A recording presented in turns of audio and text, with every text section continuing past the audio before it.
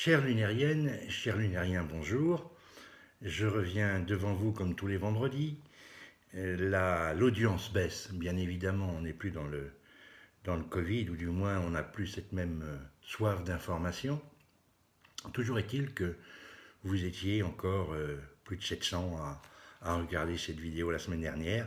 Alors on est loin des 2500 de celle qui a été la plus vue, mais tant qu'il y aura des auditeurs, eh bien, je continuerai. Voilà, alors, je vais commencer par un sujet qui est triste. Un certain nombre d'entre vous connaissaient Yann Rio. Yann Rio est décédé vendredi dernier. Il avait été conseiller municipal de 1995 à 2008. Il avait été aussi un membre éminent du comité des fêtes, toujours disponible, toujours aussi gentil, avec un humour assez incroyable. Et j'en garde un souvenir ému, bien entendu, comme tous mes compagnons de route. C'était un homme d'une grande culture. Il s'était intéressé à la culture bretonne, à l'histoire bretonne. C'était aussi un guide conférencier hors pair, spécialiste du Mont-Saint-Michel. Et d'ailleurs, le père curé du Mont-Saint-Michel est venu en personne lui rendre un hommage que j'ai trouvé poignant parce que bien, ça correspondait tout à fait au personnage épris de ce goût d'histoire et culture dont je parlais tout à l'heure. Le conseil municipal a respecté une minute de silence à la mémoire de Yann. Alors voilà, Yann, tu es encore dans nos cœurs et je salue toute ta famille, qui est une vieille famille de Saint-Lunaire, la famille Rio. Le deuxième point que je voulais aborder, c'est le déconfinement ou la suite du déconfinement. Et tout ça, ce n'est pas vraiment facile. Alors, évidemment, vous allez rire ou sourire.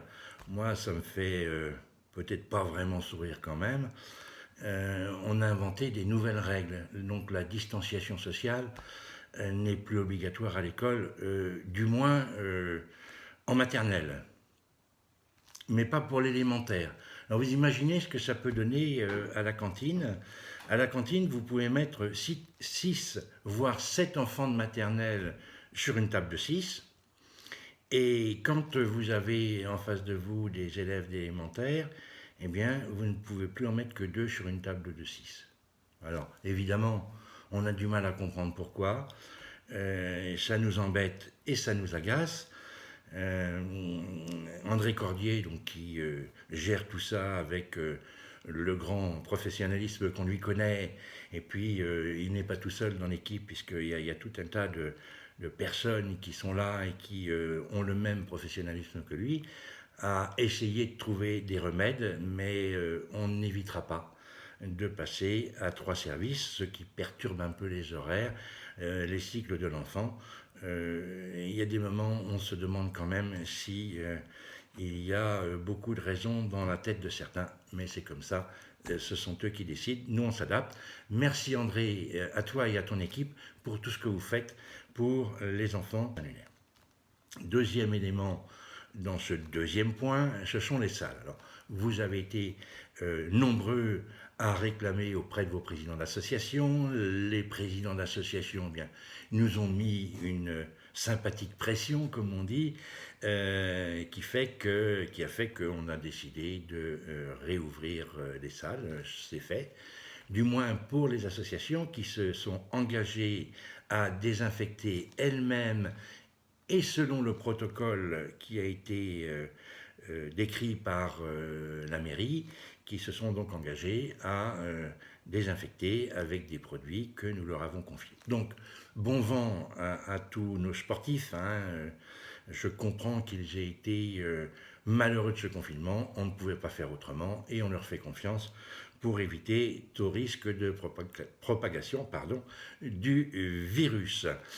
Pour ce qui concerne les toilettes publiques, là encore, eh bien, on a pris conscience, ou on a pris la mesure des besoins sur le week-end notamment, et donc les toilettes vont rouvrir ce vendredi. On les nettoiera aussi souvent que possible.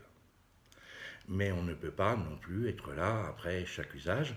Donc on fait au mieux et on vous remercie d'essayer de laisser les toilettes propres parce que c'est pas toujours facile pour les salariés d'intervenir en permanence. Et puis, il y a la question des poubelles. Quelques-uns, et je dis bien quelques personnes, se sont déclarées insatisfaites du retrait des poubelles des digues et du baladoir. Je pense que c'est quand même la bonne solution. Et on le voit, je l'ai déjà dit, sur les sites du Conservatoire du Littoral, il n'y a pas de poubelle. Et à part quelques mauvais exemples, eh bien, les gens qui viennent avec des provisions, eh bien, repartent, non pas avec les provisions parce qu'ils les ont mangées, mais avec les sacs qui les contenaient. Puis j'ai un autre exemple, c'est le marché de Saint-Lunaire. Il n'y a jamais eu de nettoyage du marché le dimanche. Et quand vous venez à Saint-Lunaire vers 16h le dimanche, eh bien, vous ne savez pas qu'il y a eu un marché. Tout simplement parce que les commerçants ont obligation de nettoyer après leur passage et la ville de Saint-Lunaire est au moins aussi propre après son marché que d'autres villes où passent beaucoup d'employés municipaux et où les commerçants font ce qu'ils veulent. Donc je crois qu'il y a là un vrai sujet de citoyenneté et de société. Nous ne remettrons pas les poubelles sur les digues cet été. Par contre, nous avons entendu le questionnement par rapport aux déjections canines. Bien évidemment, on a du mal à demander aux propriétaires de ramasser les déjections canines et de ne pas leur mettre à disposition une ou des poubelles pour qu'ils puissent les déposer. Donc, les poubelles qui étaient sur le baladoir seront remises. Donc, on a donné satisfaction à une demande qui semblait parfaitement légitime, puisque c'est nous-mêmes qui demandons aux propriétaires d'animaux de ramasser les déjections. Voilà, j'espère que ça va bien se passer pendant tout cet été. En tout cas, on fait une fois de plus appel à votre citoyenneté. Troisième point que je voulais aborder, c'est les conseils municipaux et le conseil municipal qui a eu lieu le lundi 14. Il y avait 3 spectateurs. Alors j'en profite pour vous dire, les conseils municipaux sont ouverts au public. Pour des raisons de distanciation, on a décidé de les tenir pour l'instant au centre culturel Jean Rochefort. On peut mettre une quarantaine de personnes en toute sécurité au centre culturel Jean Rochefort. Il y a 20 conseillers municipaux, enfin si on compte notre DGS, directrice générale des services qui assiste au conseil. Donc il y a une vingtaine de places. Inscrivez-vous parce que comme ça vous êtes sûr d'avoir une place, on vous réserve une place. Le prochain conseil aura lieu le 29 juin prochain.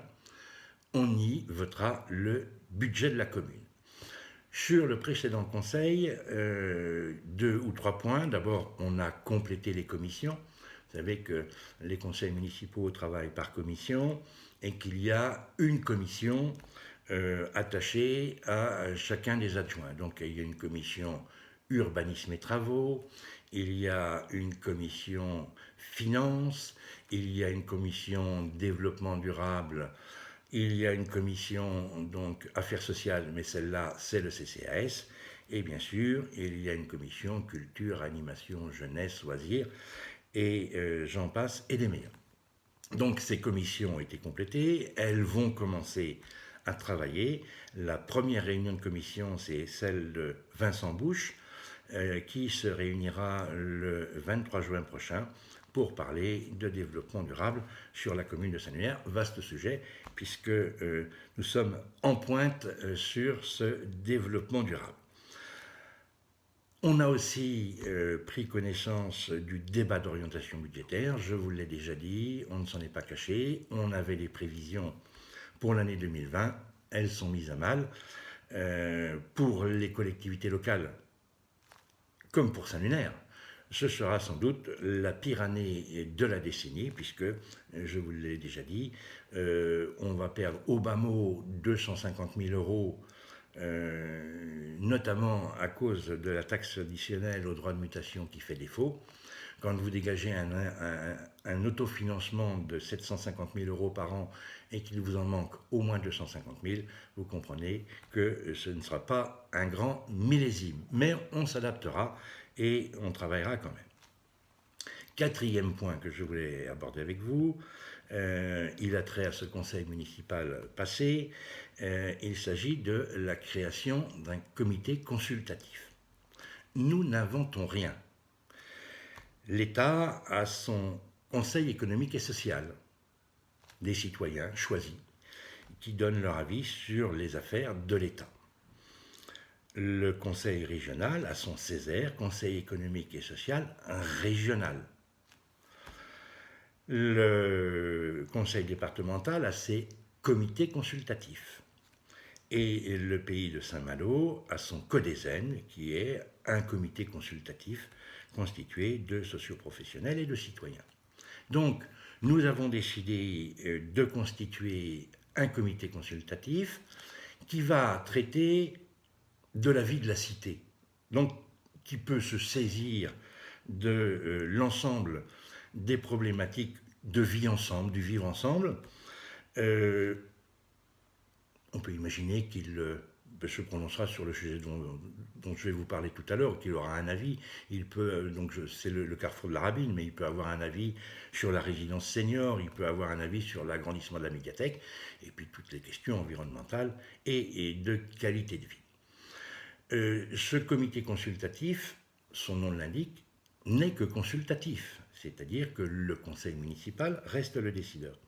Mais il importe que nous puissions expliquer nos projets et surtout que nous puissions entendre les réactions à ces projets. On l'a vu lors du grand débat au printemps dernier, les Lumiériens ont montré qu'ils étaient attachés à la marche de l'État, à la marche des collectivités. Je rappelle qu'on a fait 5 réunions sur ce grand débat et que vous avez été extrêmement nombreux. On a compté plus de 250 personnes en tout, c'est-à-dire 50 personnes par réunion. Et personnellement, j'y ai entendu des choses fort intéressantes.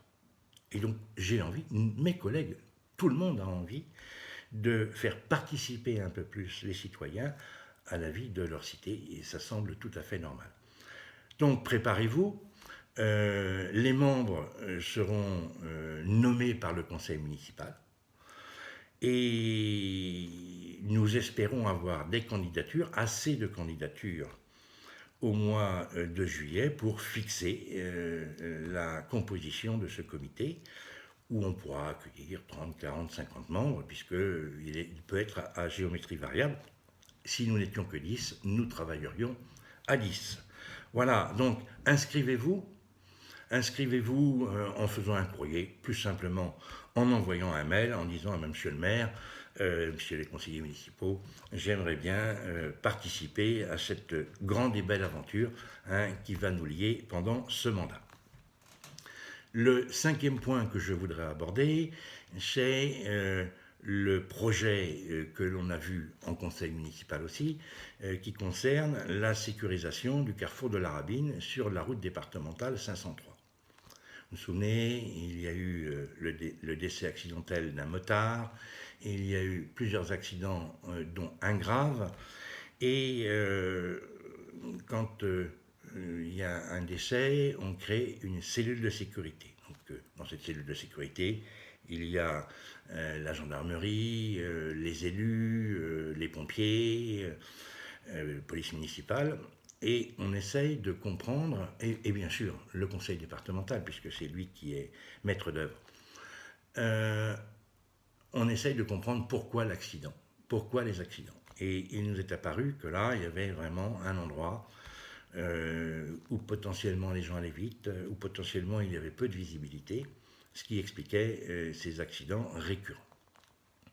Le conseil départemental a proposé au conseil municipal un projet en novembre de l'an dernier, et le moins qu'on puisse dire, c'est que ça n'a pas soulevé l'enthousiasme parmi les conseillers municipaux, parce qu'on a pensé que c'était pas suffisant et c'était pas sécurisant. Donc le conseil municipal de l'époque a délibéré en disant, ben, écoutez, regardons si on ne peut pas faire un rond-point, et à partir du moment où vous changez le projet, eh bien on va participer, la commune va participer à hauteur de 30%. C'était notre proposition de l'époque, vous verrez, ça a un peu évolué. Aujourd'hui, le projet a été vu. Techniquement, le rond-point est réalisable. D'ailleurs, vous pouvez consulter le projet sur le site internet de la commune en allant sur l'onglet Mairie. Quand vous êtes sur le dossier Mairie, vous allez sur l'onglet Projet. Et quand vous êtes sur l'onglet Projet, vous allez sur Projet en cours. Et là, vous découvrirez le PowerPoint, comme on dit, de la réunion qui s'est tenue le 9 juin. Donc, on va proposer au conseil municipal prochain de participer financièrement à ce rond-point qui, à mon avis, solutionne vraiment les problèmes de sécurité. Alors, évidemment, le projet est plus cher, il coûtait 330 000 euros TTC, là il en coûte 500. On avait prévu d'en financer 30%, le conseil départemental nous demande d'en financer 50%. Je pense que la sécurité n'a pas de prix, donc on délibérera sans doute probablement sur un coût d'objectif de 400 000 euros, puisque les 500 000 euros c'était hors taxe, TTC, pardon. Donc là, 400 000 euros hors taxe et une participation de la commune à hauteur de 200 000 euros. Je pense que c'est une première avancée dans ce dossier et que ce sera une belle réalisation. Alors bien entendu, il reste à avoir l'accord du conseil municipal. Dernier point que je voulais aborder, le 6e, c'est les actualités du jour. Alors les actualités du jour, malheureusement, il n'y aura pas de fête de la musique. Et à mon grand regret, les commerçants de la rue de la Grève nous avaient soumis une demande. On avait alerté, demandé l'autorisation du préfet. Et malheureusement, c'est venu en retour toutes les fêtes de la musique dans des lieux publics, puisque les propriétaires de bars peuvent organiser des fêtes de la musique dans les lieux privés, mais à l'extérieur, sur le domaine public, on ne peut pas organiser ces manifestations. Je le regrette. On fera mieux l'année prochaine, voilà. Deuxième élément aussi qui m'attriste, c'est l'anniversaire de l'appel du général de Gaulle pour des raisons de sécurité liées au coronavirus. C'était difficile d'organiser une manifestation. Des communes ont pris le risque de les faire. Je n'ai pas souhaité le faire, tout simplement parce que je ne voulais pas faire courir des risques à nos collègues anciens combattants. On se reverra là aussi l'année prochaine. Et puis, j'ai été tellement déçu il y a 15 jours de ne pas pouvoir organiser une manifestation pour la fête des mères que j'en avais oublié tout simplement de vous la souhaiter sur cette vidéo. Bien là, il y a une fête des pères, donc je vais vous la souhaiter. Donc bonne fête au papa et puis bonne fête aux mamans. Je rattrape ma bévue d'il y a 15 jours et je vous souhaite un bon week-end. Et n'oubliez pas, lunérienne, lunérien, on vous aime.